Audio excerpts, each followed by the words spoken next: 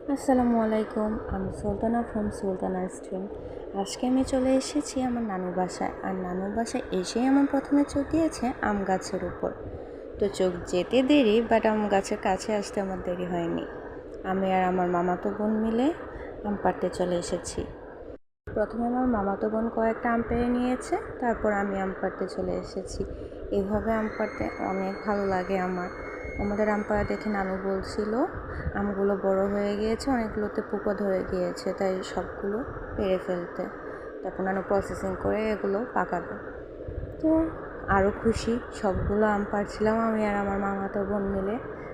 বেচারি তো ভার সহ্য করতে পারছিল না, তারপর সে মাথায় নিয়ে নিয়েছে আমের ঝুড়িটি।